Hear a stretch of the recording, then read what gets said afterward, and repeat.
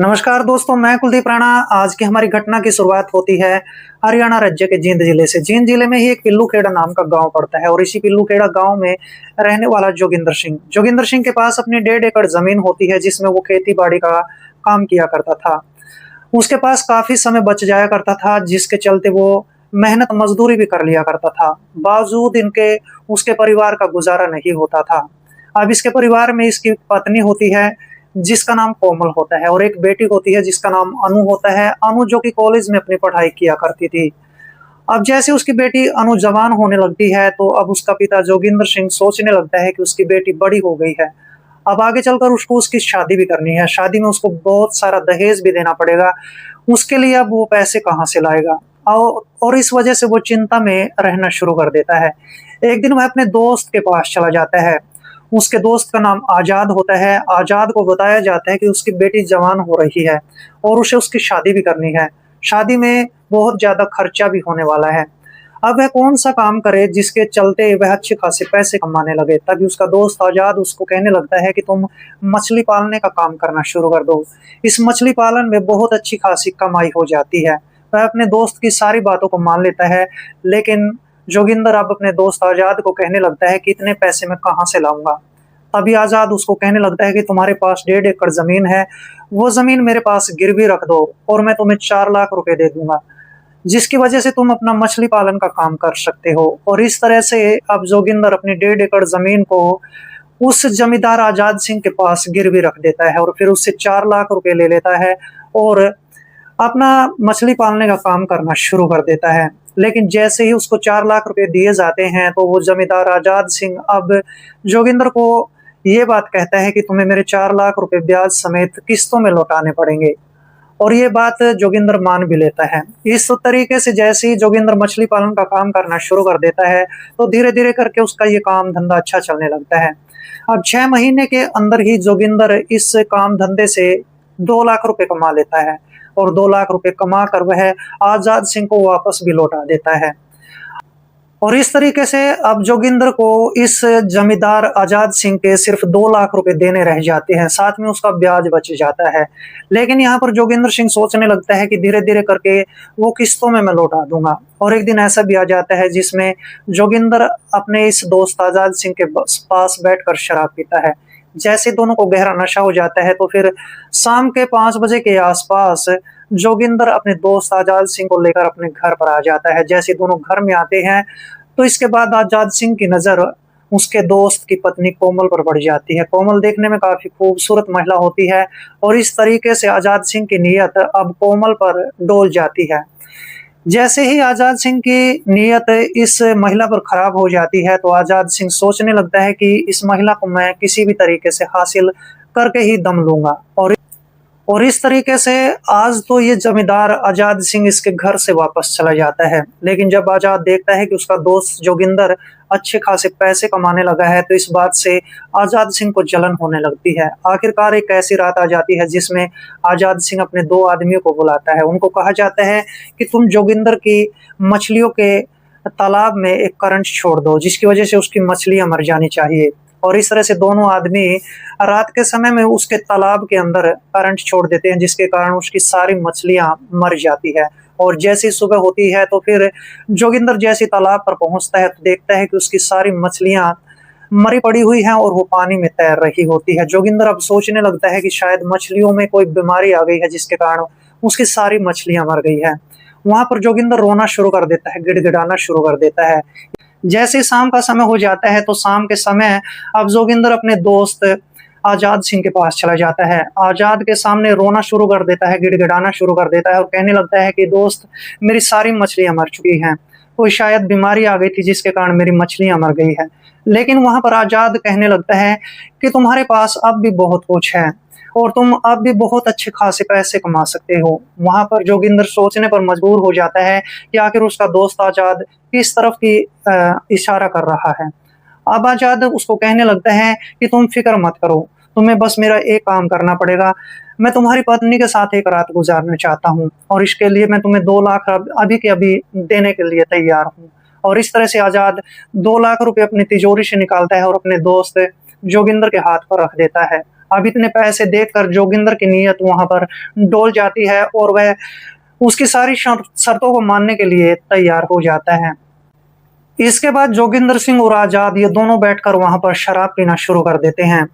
ये 2 घंटे तक वहां पर बैठकर शराब पीते हैं। जब दोनों को गहरा नशा हो जाता है तो फिर जोगिंदर अपने दोस्त आजाद को कहने लगता है कि तुमने मेरा जो मन है वो जीत लिया है और मैं तुम्हारे लिए अब सब कुछ करूंगा। और इस तरह से यहाँ पर जोगिंदर अब बिल्कुल नीचे गिर जाता है। जोगिंदर अब अपने दोस्त को लेकर अपने घर पर पहुंच जाता है। इसके बाद जोगिंदर और साथ में उसका दोस्त आजाद ये दोनों घर के अंदर प्रवेश करते हैं और कोमल से मिलते हैं। कोमल से पूछा जाता है कि अनु कहाँ पर गई है। अभी कोमल कहने लगती है कि वो अपनी सहेली के घर पर चली गई है, 2-3 घंटों बाद लौटेगी। और इस तरह से जोगिंदर अब अपनी पत्नी कोमल को कहने लगता है कि तुम आजाद के साथ थोड़ा सा वक्त गुजार लो। कोमल उसकी बातों का विरोध करने लगती है, लेकिन जो जोगिंदर होता है वो अपनी पत्नी कोमल का हाथ पकड़ता है और घसीटते हुए बेडरूम के अंदर ले जाता है। बेडरूम में ले जाने के बाद वह उसको बिस्तर पर पटक देता है और कहने लगता है कि मैं अपने दोस्त को तुम्हारे इस कमरे में भेज रहा हूँ। और इस तरह से कोमल वहां पर मजबूर हो जाती है और फिर इसके बाद जो जोगिंदर होता है अपने दोस्त आजाद को उस कमरे में भेज देता है। कमरे का दरवाजा बंद कर लिया जाता है और फिर आजाद उसके साथ गलत काम कर लेता है। गलत काम करने के बाद वह इस घर से बाहर निकल जाता है और अपने दोस्त को कुछ और पैसे देता है और फिर अपने घर पर चला जाता है। इस तरीके से वक्त गुजरता चला जाता है। अब जैसे अनु कॉलेज के अंदर चली जाया करती थी तो फिर जोगिंदर आजाद सिंह के पास बैठकर शराब पीता था और शराब के नशे की हालत में वह अपने दोस्त आजाद सिंह को लेकर घर पर आ जाया करता था और फिर इसके बाद आजाद सिंह उसकी पत्नी के साथ अपना वक्त गुजार लिया करता था। लगभग 1 महीने का वक्त गुजर जाता है और इतना वक्त गुजर जाने के बाद कोमल अपनी बेटी अनु को इस बात के बारे में जरा सा भी नहीं बताती है।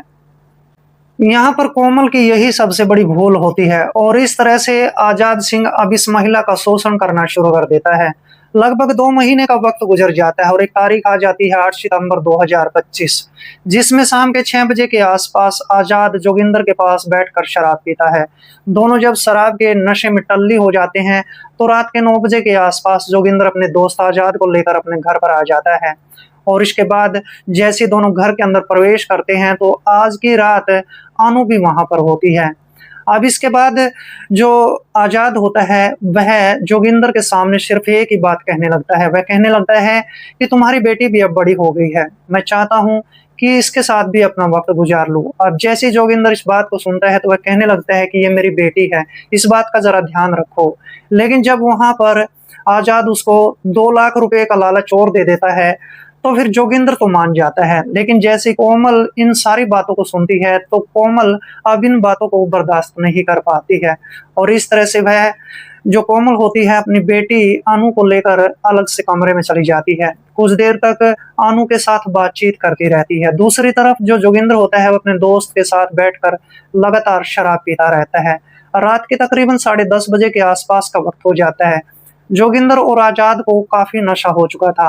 वह नशे में धुत होकर वहीं चारपाई पर लेट चुके होते हैं और एक कमरे में बैठी हुई कोमल अनु के साथ लगातार बात कर रही होती है। अब कोमल अपने कमरे से बाहर निकलती है और देखती है कि दोनों नशे में टल्ली पड़े हुए होते हैं।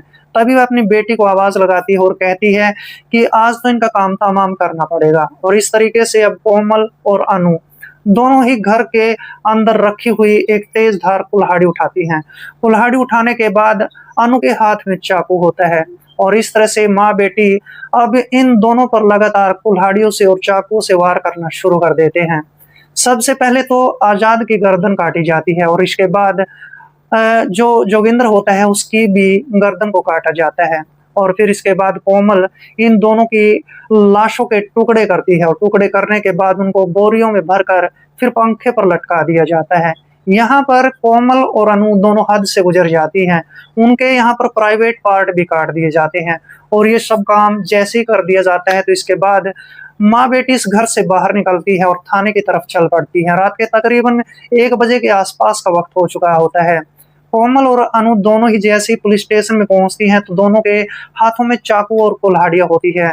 उनके चाकू और कुल्हाड़ियों पर खून लगा हुआ था। जैसे पुलिस वाले इन दोनों माँ बेटियों को देखते हैं तो सोचने पर मजबूर हो जाते हैं कि इन दोनों ने कोई बड़ा कांड कर दिया है। अब कोमल से जैसी सारी बातें पूछी जाती है तो कोमल अपने साथ बीती हुई पूरी कहानी को पुलिस के सामने बयां कर देती है। वह बताती है कि मेरा पति और उसका दोस्त मेरी बेटी अनु के साथ भी इसी काम को करने वाले थे, और जिसके चलते मैंने और मेरी बेटी ने उन दोनों की हत्या कर दी है, और हत्या करने के बाद उनकी लाश के टुकड़ों को पंखे पर लटका दिया है। अब इसके बाद पुलिस इन दोनों को गिरफ्तार करती है और घटनास्थल पर पहुंच जाती है। घटनास्थल पर आने के बाद पुलिस देखती है कि वाकई में ये कांड हो चुका होता है, और इसके बाद पुलिस इन दोनों के शवों को अपने कब्जों में ले चुकी होती है और इनको पोस्टमार्टम के लिए भेज देती है। और अब इसके बाद पुलिस इन माँ बेटियों के खिलाफ एक चार्जशीट दायर कर चुकी होती है। ये बात भविष्य के गर्भ में छिपी है कि जज साहब यहाँ पर अनु और कोमल को क्या सजा सुनाने वाले हैं, लेकिन यहाँ पर अनु और कोमल ने इन दोनों के साथ जो किया, क्या वो सही था या गलत था, कमेंट बॉक्स में जरूर लिखें। मिलते हैं दोस्तों किसी ऐसी घटना के साथ, तब तक के लिए दोस्तों जय हिंद, वंदे मातरम।